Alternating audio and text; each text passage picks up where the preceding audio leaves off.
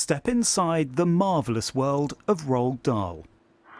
Now unlocked for the deaf community for the very first time. It's all thanks to new technology offering interactive sign language in your hand. If you imagine you've got a family sort of like with maybe a deaf person, you would want them to be able to sort of like experience the same family experience that everyone else has. And just the fact that it's very unobtrusive, you can download it onto your phone, so you can be wandering around with the rest of the family and nobody necessarily knows that you're using this app.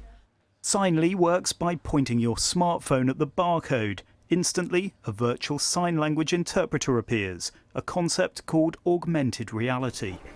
It will be absolutely fantastic for the deaf community because they know that wherever they go, like there is different museums, different exhibitions around the UK, they can use this app, and that will be fantastic because it will make it fully accessible for us all the time, and it's there in our BSL native language, and it's fantastic. Great Missenden was Roald Dahl's home for over 30 years, where he lived and wrote many of his much-loved stories in his garden shed. Well, this is Roald Dahl's writing hut, and it's been faithfully recreated and put here at the heart of the museum. Every little bit of memorabilia restored. We can see here one of the Signly barcodes. Now, when they started the project, they had just 5 of these. Now, there are nearly 30. The developers believe this technology has massive potential, and not just for museums and public places. Health posters, doctors' surgeries, travel, airports, books. You can recognise any image or 3D object, so it can be used in books, outdoor locations. A future release aims to scan objects as well as labels to reveal even more content previously unheard. Stuart Tinworth, BBC News. Fascinating invention, isn't it? Philip Boyle is from the charity that helped to develop the Signly app. You saw him in that report. He's here now. Thank you for coming in, Philip. Pleasure. It is one of those things that you just go, oh yeah, so simple, and yet why hasn't anyone thought of that before? I mean, how did the idea come about? It came about, one of the DEFAX directors was at the Roald Dahl Museum, and we've been working with a technology company called Intermedia for 10 years, and thinking about how service could be improved, and the link up with Roald Dahl and the thought of doing it that way. So that's how it came up.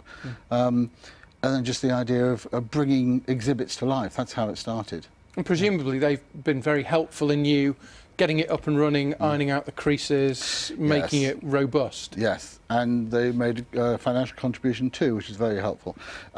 Yes, the user testing is really important. So they hosted classes from schools, we had families with deaf members, individuals testing the app at different stages. Very good. And what sort of feedback have you had? It's been phenomenal. It's been really good. It's something about the first time you see them hold up their smartphone or tablet and something just signs to them. Very positive and very constructive. So the length of the how long the video should be, where the things should be placed. So all those sort of user experience stuff has been really good. And what applications do you see it having on a wider scale? Well, it can be used for any display material. So it can be used on websites, on printed material, on leaflets. We'd particularly like it to be used in health campaigns, for example, because that's information is essential and it's currently not accessible.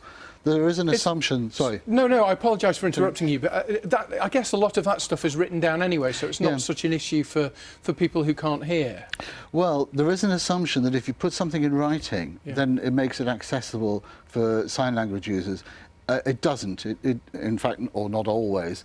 The preferred language is British Sign Language. It has its own structure, syntax, so better to put it in BSL. And you've spent tens of thousands of pounds developing this, obviously. It's free to download. I downloaded it this morning in a matter of seconds. How do you make money from it? Well, we don't at the moment. We're looking for partners and backers. So the plan is for commercial organisations to fund this. It is a reasonable adjustment, as they call it.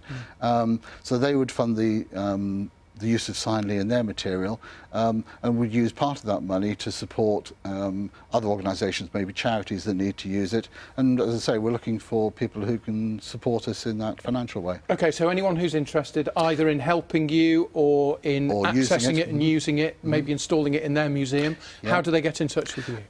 If they could email me, that would be great. Okay. It's Philip with one L at defax, deafax.org. And we'll pick it up from there. We've had a couple this morning, in fact. Brilliant. Well, we wish you every success. It Thank you seems very very much. simple and a really useful tool. Really good. Thank Philip, you. thank you very much. Thanks Philip again. at defax.org was Philip's email address. That is all from